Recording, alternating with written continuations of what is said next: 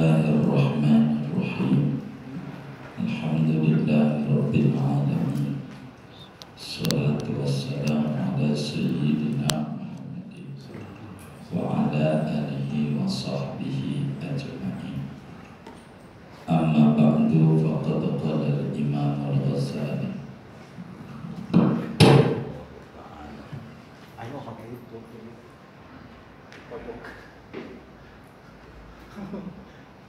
suaranya nggak ada tuh. Allah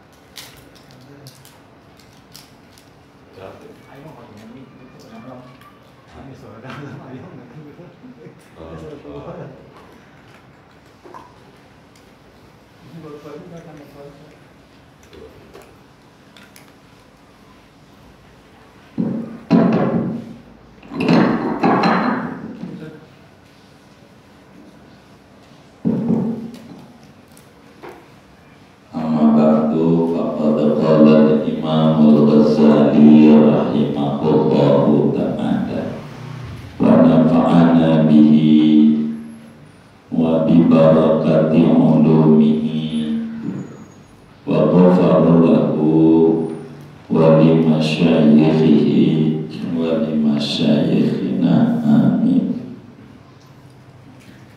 Faslun, adapun ini yaitu fasal fa'alaika biqat'i hadhil aqabatil makhlufati.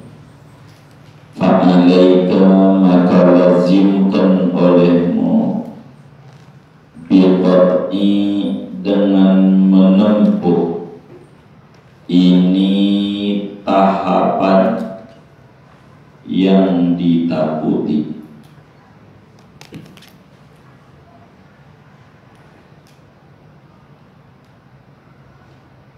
Zatil maqati'i wal matarifi, yang memiliki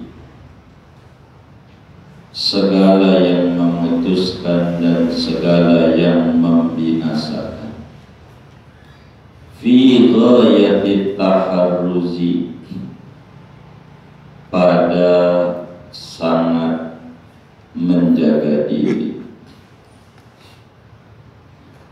Fa inna sahiba bid'ati ta'ati qad qata'a kulla tilkal aqabati.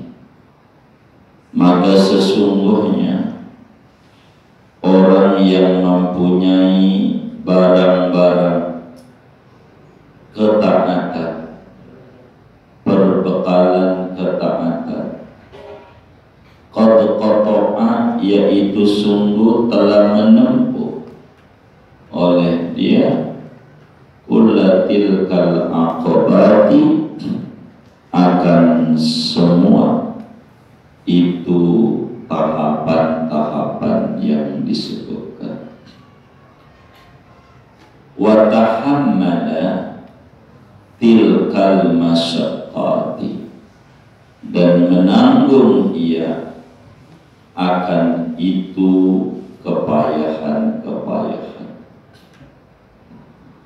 Hatta hasolat lahu bid'atun minal ibadati azizatun syarifatun. Hatta hasolat, sehingga hasil baginya, bid'atun, oleh barang-barang, minal ibadati, daripada ibadah, azizatun, yang mulia, syarifatun, yang mulia.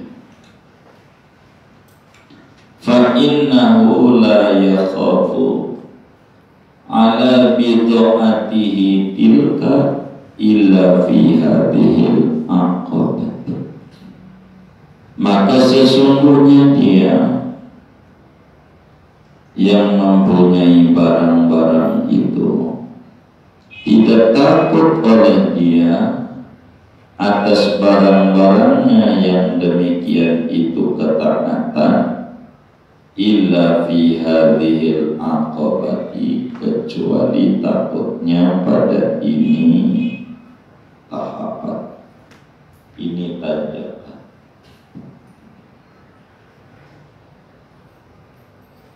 Fa inna fiha maqati'a yahdaru an tuslaba fiha bida'atu.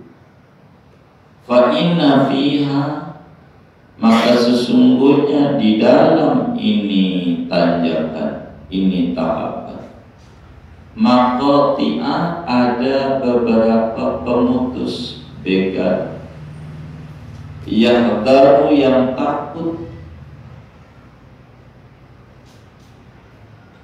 oleh dia, antuslaba fiha, bahwa dilepas, dicabut pada ini maqat' bid'atuhu, oleh barang-barangnya, wa atalifa, dan ada hal-hal yang membinasakan, yahdaru an yabdua minha afatu tufsidu alaihi ta'atah, yang takut oleh dia akan bahwa nampak daripadanya afatun, oleh malapetaka, yang merusak oleh malapetaka atas dia akan ketaatannya. Summa a'zamuha khataran wa a'ammuha wuqu'an hadanil qati'ani alladhani humar riyahu wal ujubu. Kemudian adapun yang paling besarnya malapetaka, khataran, dari sisi kekhawatiran, wa a'ammuha, dan yang paling menyeluruhnya malapetaka, wuku'an, dari segi jatuhnya, hadanil qati'ani, yaitu dua yang memutuskan ini, dua begal ini, alladhani huma riya wal ujub, yang keduanya yaitu riya dan ujub. Fanadhkur fi kulli wahidin minhuma usulan muqni'atan tujarriduha laka, maka hendaknya menyebutkan oleh kami pada tiap-tiap satu daripada riya dan ujub usulan, akan beberapa pokok masalah, muqni'atan, yang memadai, tujarriduha laka, yang menzohirkan oleh usul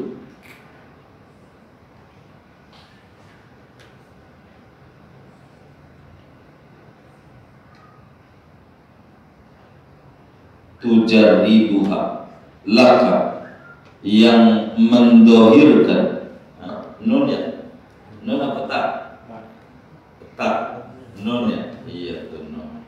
Nujarriduha laka, yang kami mendohirkan akan usul laka, bagimu, la'allaka, moga-moga kamu, tukfa, dicukupkan kamu, mu'nataha, akan biayanya usul, yakni akan keberatannya usul, biidnillahi, dengan izin Allah, insyaallah ta'ala, insyaallah.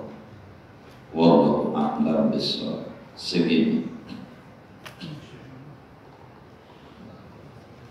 Saudara-saudara sekalian,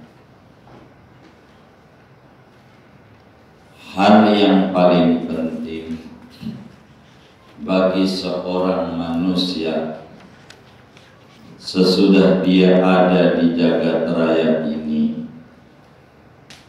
adalah merancang ulang,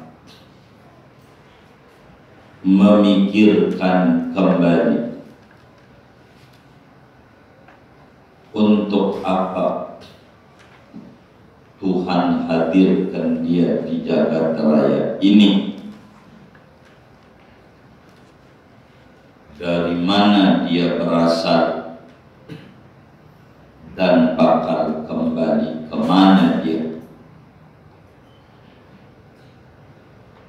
Bila direnungi, asal kita orang dari surga. Dulu nenek moyang kita Adam alaihi salam itu di surga.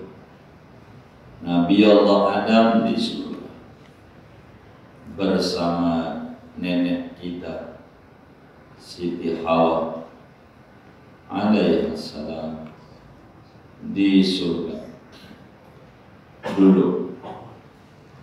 Maka kita ini adalah makhluk surgawi. Kita orang ini adalah makhluk surgawi, makhluk yang dulunya ada di surga bersama nenek moyang kita Siti Hawa dan Nabi Adam. Maka bila kita asalnya dari surga, maka kita kudu kembali ke surga. Maka di dunia ini kita disuruh mencari bekal untuk kita bisa mendapatkan surganya Allah, supaya kita mendapatkan surganya Allah, Jannatul Na'im, Jannatul Firdaus, ma'a jiwari Rabbil Alamin. Oleh karena itu, Imam Ghazali sebagai ahli waris para nabi, al-ulama'u warasatul anbiya, ulama itu ahli warisnya Nabi, yang ngambil warisan Nabi. Nabi warisnya ilmu. Maka Imam Ghazali bimbing kita bagaimana asalnya di surga, kudu balik ke surga, jangan nyebur ke neraka. Bagaimana caranya? Makalah Imam Ghazali mengarang kitab namanya Minhajul Abidin. Apa itu minhaj? Metode. Metode itu apa? Cara.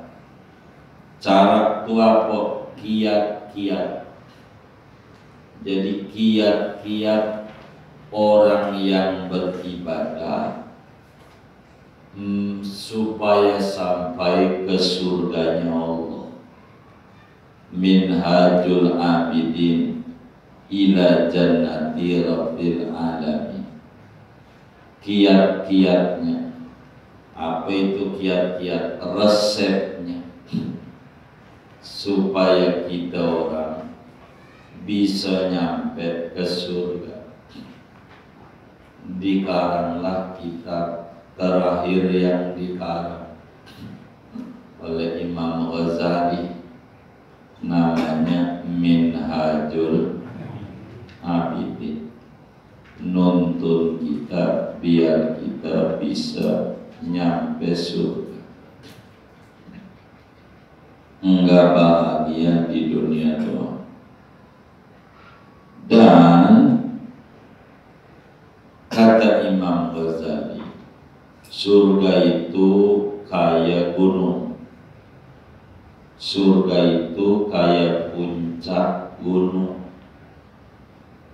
Surga itu kayak puncak gunung. Maka kudu nanjak. Kudu nanjak. Ada terapnya, ada tanjakan. Untuk supaya orang bisa menuju surga, kudu lewatin 7 tanjakan. 7 tanjakan. Kalau enggak lewat 7 tanjakan, enggak bisa. Pengen nyampe ke puncak, enggak bisa.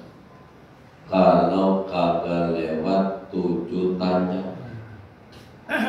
Tanjakan itu bahasa Arabnya aqobah. Aqobah. Aqobah itu tanjakan. Jadi ada 7 aqobah, 7 tanjakan. Kalau udah lewat 7 tanjakan, nyampe. Nyampe 7 tanjakan. Begitu, nyampe ke surga. Kalau ibarat SD, kalau ijazah itu namanya surga.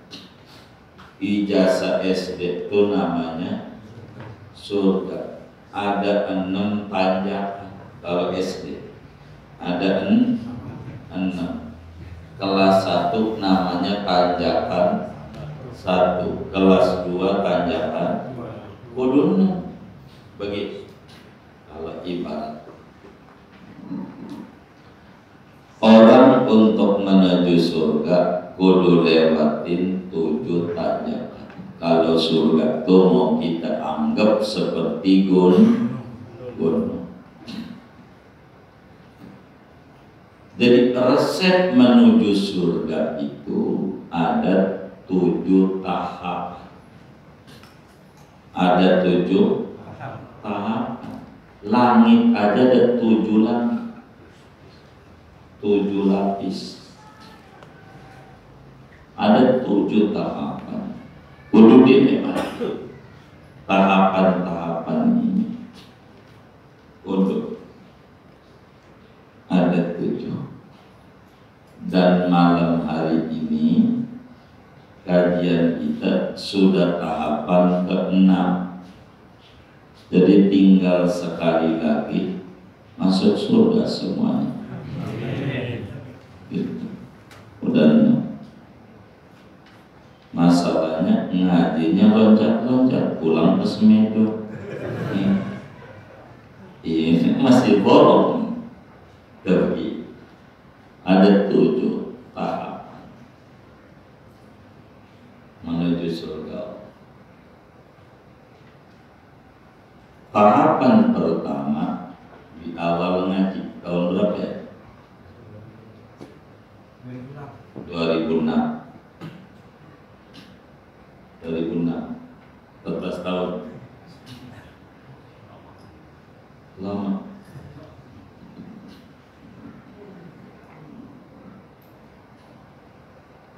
Itu namanya tahapan yang pertama adalah tahapan mengenal Tuhan, mengenal diri. Namanya aqobatul ilm. Itu begitu yang udah lewat.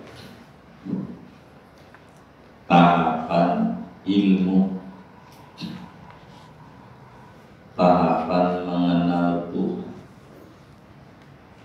yang ujungnya mengenal diri.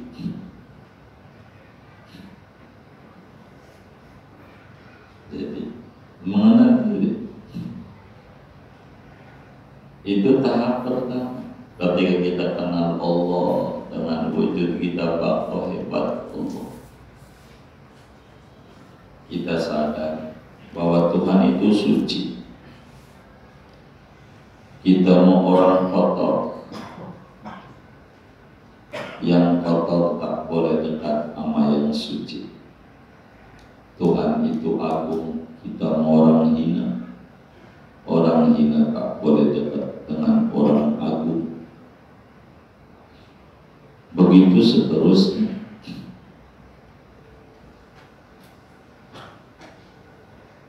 Sadarlah kita kalau kita ini makhluk hina, makhluk kotor, banyak salah, banyak khilaf. Panjangnya ada, diulang aja yang 2006. Saya kan nggak ulang, ini biar masuk kan materinya. Setelah kita sadar, masuk mahab, mengerti siapa kita, kita paham tentang Tuhan. Tuhan itu suci, kita kotor. Ya, orang kotor mana boleh masuk istana negara, bisa diusir sama pas pampres. Kotor, bajunya dari kudu bersih. Maka tahapan kedua namanya tahapan taubat. Udah diurai, mungkin di 2007, 2006 ya, kan masuk kira-kira begitu, 2007. Itu ada namanya tahapan taubat. Bagaimana cara kita balik biar dekat sama Allah? Biar dekat. Gimana taubat itu? Apa rukunnya? Gitu. Apa adabnya? Dosanya apa sehingga taubatnya bagaimana? Udah diurai. Amin. Sampai tata cara sholat taubat. Sesudah kita taubat terapi, pengen tetap sama Allah, enggak gampang. Naik lagi udah lulus taubat, enggak cukup dengan taubat banyak. Ada namanya awaid, rintangan. Udah taubat itu ada aja rintangan. Kita aja pengen ngamalin ajaran Nabi, repot. Nabi bilang afsus salam, ayo umatku tebarkan salam. Pokoknya masuk rumah salam. Kalau Anda ucapin salam masuk rumah, bisa rezekinya deras. Nabi bilang, kita kan ajaran Nabi. Tok tok tok, assalamualaikum. Dibuka pintu kita. Tuh mau lagi geblek banget, bikin ngagetin bini aja, begitu. Tuh, ada pengen bener tuh salah aja. Namanya apa? Ada, enggak gampang. Yang ngeganggu kita bisa ekonomi, udah tobat, bisa bini, anak, ada. Mau ngaji, bini ngaji mulu loh bang, begitu. Temen gua apa jalan-jalan, ini kan Car Free Day bang. Nah, jangan daripada ribut, jangan lagi. Ada mau dekat sama Allah, susah. Dulu belum punya motor, ngaji rajin. Pas punya motor, ada temennya kan ngajak ngetrek di tablik, ya ada gitu. Jadi susah. Awalnya itu banyak, ada setan, ada nafsu, itu namanya rintang. Lulus rintang masih ada. Tahapan keempat namanya awal. Kendala mendarat, lolos, masih ketemu. Begitu. Ngadepin takdir Allah bagaimana? Ngadepin kesulitan dan ujian dunia bagaimana? Itu begitu. Lolos itu kita masih ada. Yang kelima namanya aqobatul baqis, khauf dan roja, rem dan gas. Itu begitu. Udah kelihatan. Keenam aqobatul khawatif. Nah ini materi. Udah mau nutup nih Imam Ghazali. Udah pas dulu, mau habis. Jangan. Yaitu penyakit-penyakit, malapetaka kehidupan. Jadi kita udah demen ibadah, enggak gampang. Kita udah demen ngaji, enggak gampang. Ini udah demen aja masih tergelincir. Udah demen aja masih salah, masih bisa salah. Kita udah sholat, kita udah puasa, udah ngaji, udah zikir, udah demen ziarah, udah bagus agamanya. Seumpama seseorang masih juga bisa tergelincir. Ini baru namanya khawatir. Itu kalau dalam bahasa Ihya Ulumuddin namanya muhlikat. Namanya muhlikat. Ihya itu 4 jilid. Ya, moga panjang umur sehat badan. Tamat ini Ihya ya. Tamat ini ngaji ya.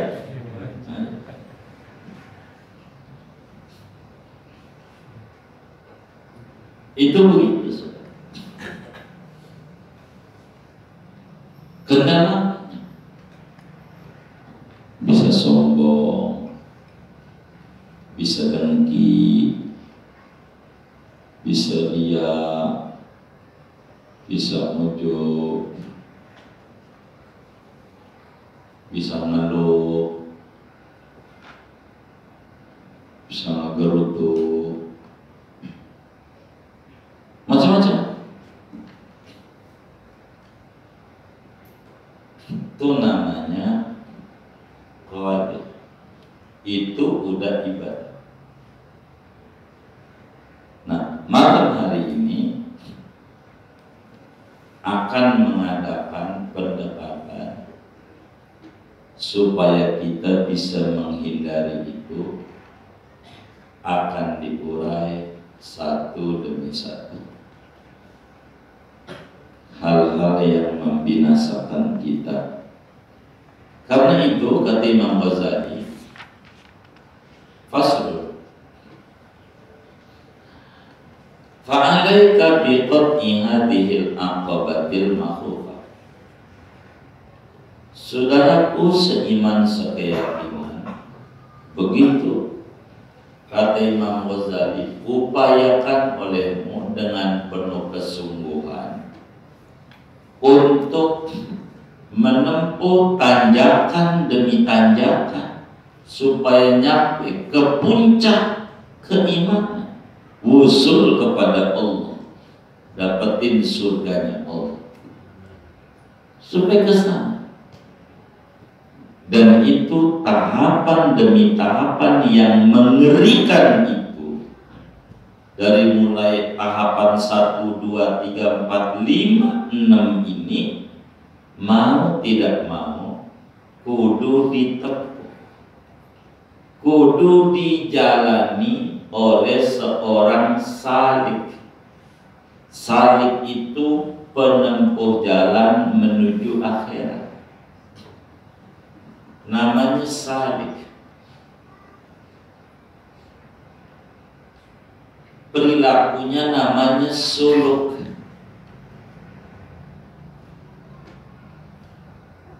Dari salik bakal menjadi murid, perilakunya namanya iradat.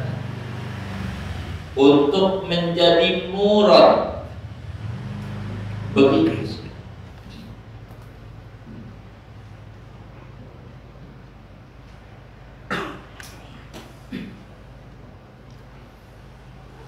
Kita kudu tempuh, taubat kudu ditempuh, rintangan kudu dihadapi, kendala kudu dicarikan solusi, semua oleh kita. Kalau pengen bahagia, kita kudu ibadah yang penuh dengan onak dan duri dunia. Dalam menempuh ini, kata Imam Ghazali, fi ghayatit taharrus, kudu sangat hati-hati, kudu ngati-ngati di dunia.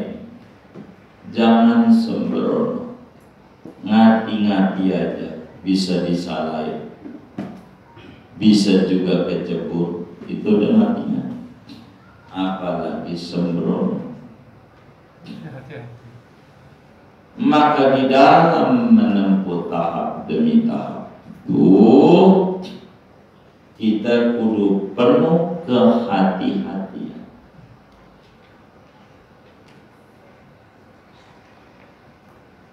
Sebab apa?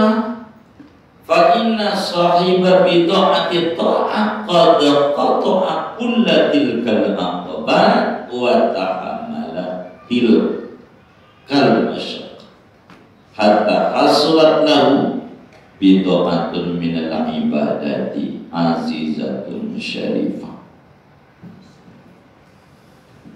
Orang yang sudah mengerti, udah menempuh tahapan-tahapan itu, ibarat gunung udah naik ke tanjakan pos 5, 6, pos 6, udah lihat keindahan luar biasa. Udah banyak yang dia rekam dalam benaknya. Orang yang taat, karena udah masuk pada tingkatan ke-6, sehingga dia udah demen ibadah. Sholat udah mau, bukan saja wajib, yang sunnah juga dikerjakan. Puasa udah mau, bukan aja yang wajib, yang sunnah dikerjakan. Zikir sudah mau, dengan berbagai macam zikiran dia sudah kerjakan, dari yang tertingginya baca Al-Quran, baca sholawat, baca aurat aulia dan kaum salihin, udah dia kerjakan. Sedekah udah dikerjakan. Berbagai aneka macam ibadah sudah dikerjakan dengan penuh perjuangan. Capek pulang kerja langsung ngaji, hujan-hujan kudu berangkat, capek kudu sholat, hidup kudu baca Quran walau seain tiap hari, capek harus diatur sedemikian rupa waktu yang ada. Tahapan demi tahapan ketaatan sudah dikerjakan dan sudah ditempuh. Beban-beban kesulitan sudah dipikul dan ditanggung. Sudah demenlah dia ngaji, sudah demenlah dia sedekah, sudah demenlah dia ibadah, sudah demenlah dia sholat, sudah demenlah dia puasa, sudah demenlah dia baca Quran, sehingga nilai ganjaran pahala banyak. Ngaji demi ngaji dikerjakan biar dapat ganjaran pahala, sholat demi sholat dikerjakan biar dapat ganjaran pahala, puasa demi puasa dikerjakan. Begitu aneka macam ibadah. Tapi kalau orang itu sadar ibadah saja nggak cukup, ngaji bertahun-tahun nggak cukup, sholat bertahun-tahun nggak cukup, puasa bertahun-tahun nggak cukup untuk nganterin menuju surganya Allah. Sebab tidak sedikit orang kecebur pada tanjakan keenam. Tidak sedikit orang jadi rusak pada tahapan keenam ini. Biasa. Kayak orang main game, makin levelnya tinggi, makin ribet. Begitu. Kayak begitu. Makin susah. Ini ribet. Tahapan kan ngaji gitu.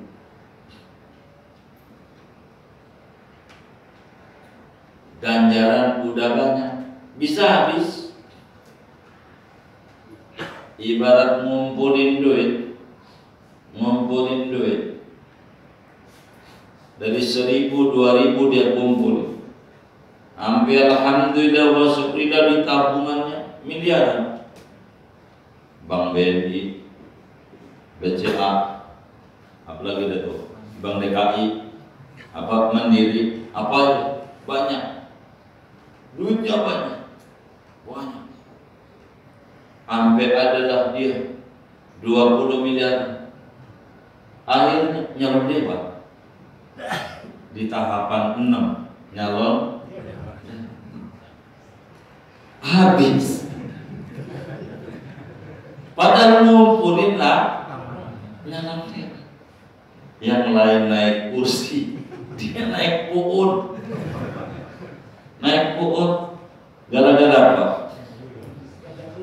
Nggak jadi, habis duitnya. Ini gambar mau mencontohkan kita ngaji terus sedekah, terus sholat sunnah, tahajud, zikir, baca Quran, itu namanya nabung yang 1.000, 2.000. Bank namanya apa tadi? DKI, baca Quran, begitu. Bank apa tadi? Mandiri, ngaji. Bank ini ganjaran sholat malam, baca Quran, begitu tuh. Biar gampang saya harus nyontohin tuh yang mudah dicerna. Ini tahapan keenam, tahapan dewan, begitu. Ini bisa habis ganjaran kalau kurang bisa kita kelola di tahapan keenam. Kayak orang tadi tuh. Orang bisa digelitikin, apa cocok, kami dukung nggak? Wah, waktu datang, ini teman sekolah kami dulu, biasa itu. Kalau nyalon dewan begitu, udah keluar, yang kayak begitu dipilih begitu, macam-macam. Orang begitu, udah susah.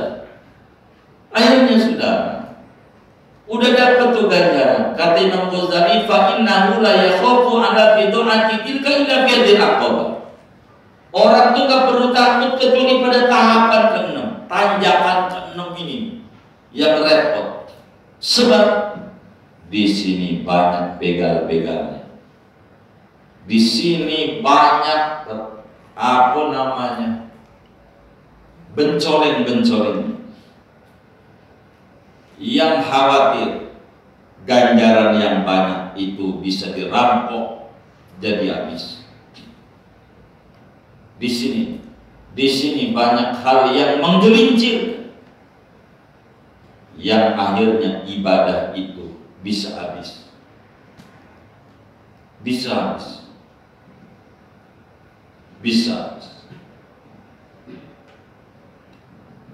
Maka Nabi bilang begini, an-nasu kulluhum halqa illal alimun.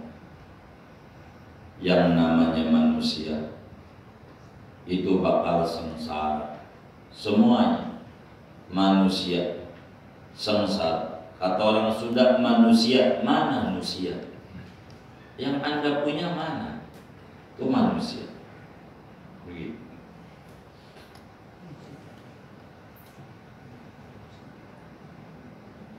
habis ganjarannya, habis ganjaran kita. Pemerintahan banyak, kendala banyak, macam banyak. Kita udah ibadah, udah ngaji, udah sholat, ada yang menggerogoti ganjaran yang sudah ditabung tuh dalam satu kolom. Ibarat duit yang udah ditabung tuh di bank-bank itu bocor, ada yang rampok. Nah, ini yang ribet, bahaya, banyak. Apa itu rampok? Apa itu yang ngojok-ngojokin nyalon dewan? Riya, ujub, dengki, ngeluh hidupnya, ngeluh. Apalagi suudzon billah, nyalain Allah. Ini pas gua udah sholat, mana kaki asam urat. Ini gimana sih kau Tuhan? Lah, ini kan sholat baru kemarin. Kan jalan-jalan kaki ke bongkaran Tanah Abang aja berapa kali? Apa itu kagak dihitung? Ini kan saya sisa sekarang ini tenaga. Kan itu kudu dihitung. Jangan buruk sangka lah Allah. Banyak hal. Begitu. Ini namanya tikus. Yang tadi bahasa contohnya nyalon dewan jadi kagak jadi habis, kira-kira begitu. Ini bukan kami jelek-jelek nyalon dewan, bukan. Jadi dalam rangka ke sana. Artinya biar gampang kita memahami, ganjaran kita dengan ngaji udah banyak, ganjaran kita dengan kita ziarah ke wali banyak, ganjaran kita sholat malam banyak, baca Quran banyak. Ini banyak ganjarannya, sabar dengan ibadah-ibadah. Tapi ingat, ada tikus yang bisa menggerogoti yang. Maka Nabi bilang, an-nasu kulluhum halqa illal alim. Orang bisa celaka kecuali orang yang mau ngaji. Yang mau ngaji itu namanya calon selamat. Yang mau ngaji, yang ngaji ini terus dia tahu dah peraturan, jadi alim. Maka yang alim ini calon selamat ngaji. Tapi Nabi terus, wal alimuna halqa illa amilu. Yang ngaji aja, yang alim itu bisa binasa, bisa celaka, bisa gagal, enggak meraih surga. Yang alim, kecuali yang ngamalin ilmu. Jadi kita ngaji diamalin. Jadilah sholat, jadilah baca Quran, jadilah kita zakat, ya haji, segala macam, aneh macam doa. Tapi nggak berhenti di situ. Wal amiluna halqa illal mukhlisun. Orang yang ngamalin aja bisa celaka. Yang ngamalin, tuh ini materi kita. Yang ngamalin aja bisa hancur-hancur. Tabungan yang tadi banyak di BCA, di ini bahasa kita. Jadi dari ganjaran ngaji, baca Quran ini habis, bisa, semuanya bisa. Kecuali yang kagak celaka orang-orang yang tulus ikhlas, mengerti cara mengelola supaya ganjarannya enggak rusak, enggak habis, daripada bahaya saya tikus-tikus yang ngegerogoti ganja. Tikus-tikus. Maka biar kita nggak puyeng ngadepinnya, yang paling dikit dan paling ringan baca sholawat. Kalau mau didongengin, kalau baca sholawat enggak kena riya, enggak kena ujub, enggak kena ngeluh, enggak kena sombong, enggak kena sholawat. Maka kenapa kita lain suruh baca sholawat? Ya begitu. Kita harus punya cadangan. Cadangan. Bila ini habis masih punya. Masih punya.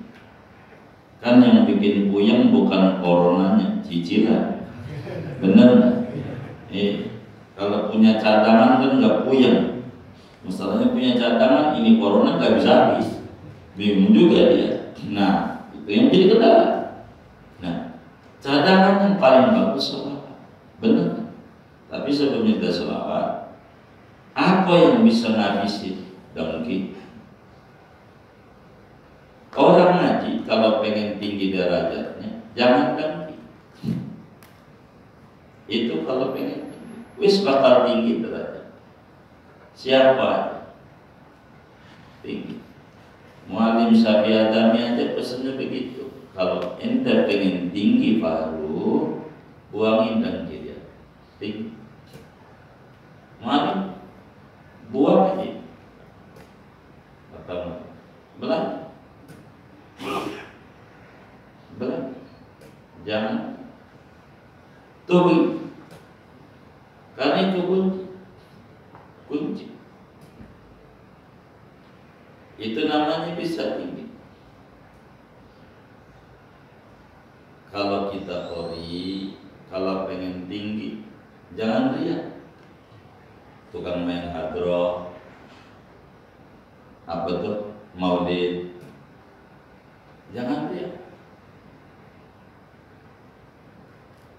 Kalau orang tuh kaya, dagang, apa, kaya, pengusaha, bisnismen, jangan takabur.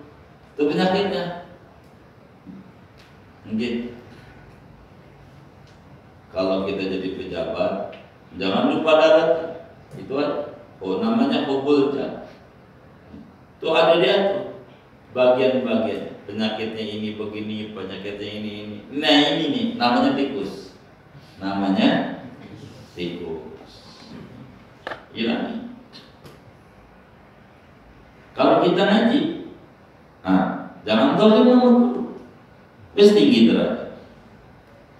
Udah kuncinya. Kunci. Jadi tidak usah capek-capek. Tidak usah ragu. Jadi masing-masing adanya masing-masing. Jadi yang menghalangi kita Allah itu ternyata kita juga begitu. Yang merusak ganjaran pahala kita juga ternyata begitu. Dari nasihat-nasihat mualim. Jadi saya ini ngajar tasawuf ini di Jakarta doang. Kalau fikih mudah dan tauhid. Tasawuf itu di Jakarta. Ngajar nggak apa-apa. Takut tadi, takut. Nggak berani saya. Nggak berani ngajar ini. Baru ini yang minhaj. Bidayatul hidayah nggak berani. Hidayah ngaji doang, ngajar nggak berani. Kagak ya. Mualim punya ngajar. Ngajar aja nggak. Pelan-pelan. Baik. Pelan-pelan. Berat. Begitu. Ini bersihin hati, bersihin. Itulah adanya di Bidayah Minhajul Abidin sama Ihya. Ringkesannya biar gak puyeng di kitab karangan Ghausul Imam Haddad. Semuanya itu ringkesan daripada kitab-kitab ini semua. Bahannya dari Imam Ghazali, yang jahit Imam Haddad, jadi pakaian. lebih gampang. Itu Imam Haddad. Nah, singkatnya kata Imam Ghazali, perlu diketahui yang bahaya terbesar dan banyak tikus yang menggerogoti dua. Ini kalau dua ini hancur oleh semuanya. Jiwasraya, Mas Sabri. Bukan. Ini dua hal yang hancurin amal kita nih. Kata Imam Ghazali, saya nggak mau sebut semuanya, meski banyak ada puluhan tikus itu, tapi dalam Minhajul Abidin ini akan dikurangi panjang lebar dua. Yang terbesar bahayanya dan sering terjadinya pada kehidupan kita dua, kata Imam Ghazali. Pertama riya, kedua ujub. Penyakitnya tukang ibadah yang sering terjebak, kalau enggak riya, ujub. Kalau enggak ujub, riya. Itu penyakit tukang ibadah. Dan orang banyak gagal pada bagian ini. Kata Imam, orang banyak terjebak. Ada unsur riya, ada unsur ujub. Dua ini.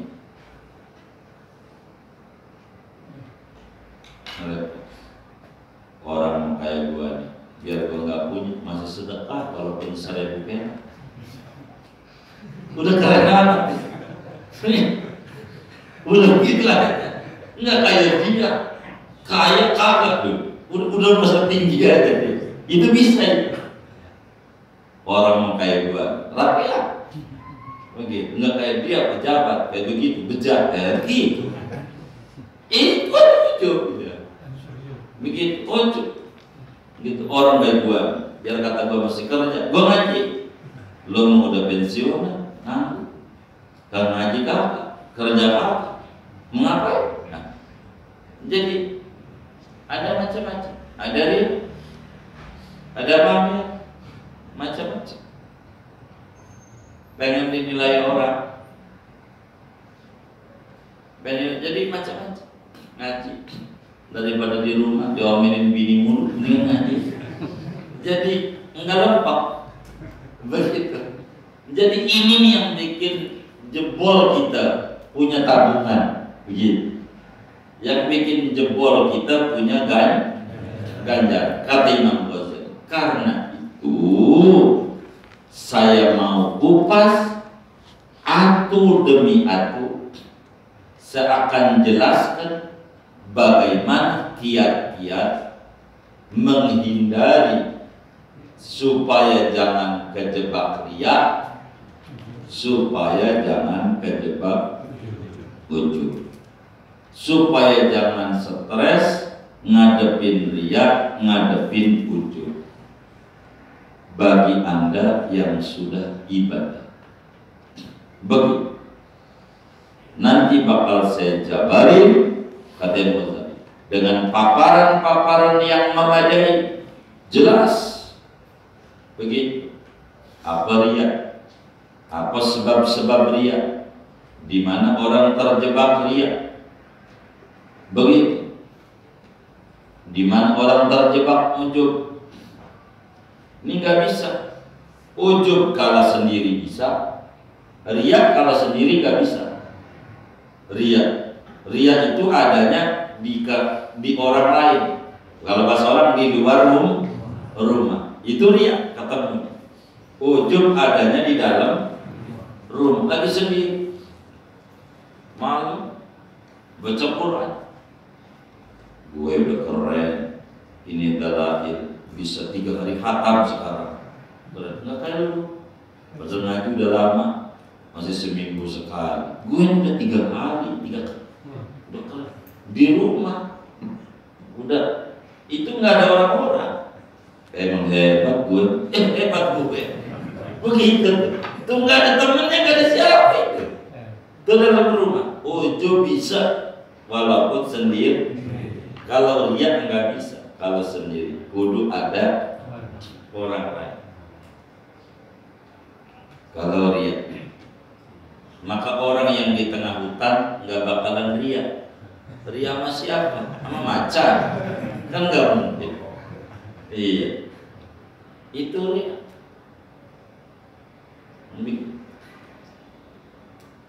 Maka dua ini saya mau jabarin atu demi atu, moga-moga engkau terhindar dari beban berat ngadepin dua penyakit, namanya tikus ria dan tikus yang ngegerogoti duit ganjaran kita, yakni ganjaran kita, biar nggak habis. Lalu ria apa? Amariyahu ya Kamis depan. Kan belum dibaca segitu kan. Udah hampir sejam setengah ya. Iya udah cukup.